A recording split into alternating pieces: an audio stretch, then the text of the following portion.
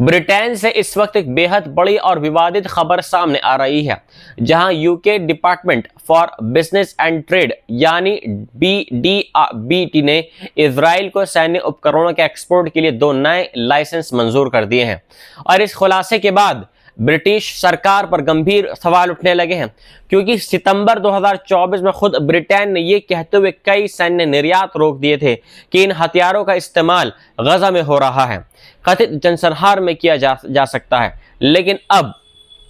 Campaign against arms trade यानी cat ने दावा यह किया है कि ब्रिटेन ने फिर से करोड़ों पाउंड के सैन्य उपकरणों की मंजूरी दे दी है,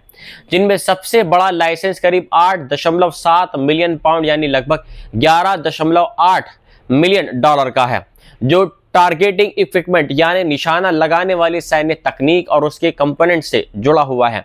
रिपोर्ट्स के मुताबिक ब्रिटेन ने 2025 की आखिरी तिमाही में इजराइल के कुल 20.5 मिलियन पाउंड के एक्सपोर्ट लाइसेंस जारी किए हैं, और यही मामला अब राजनीतिक तूफान बन चुका है। CAAT का आरोप है कि ब्रिटिश सरकार तकनीकी नियमों का सहारा लेकर इजराइल की सैन्य मदद जारी रखे हुए है, जबकि गजा में लगातार युद्ध और तबाही जारी है। ब्रिटिश सरकार ने सफाई देते हुए कहा है कि ये उपकरण इजराइल में इस्तेमाल के लिए नहीं, बल्कि री एक्सपोर्ट यानी दूसरे देशों को भेजने के लिए है, और इजराइल अंतिम उपयोगकर्ता नहीं है। लेकिन कैट ने इस दावे को लीगल फिक्शन यानी कानूनी बहाना बताया है। संगठन का कहना है कि इजराइल पहले भी ऐसे हथियारों और सैन्य उपकरणों को दूसरी जगह भेजने की बजाय खुद इस्तेमाल कर चुका है,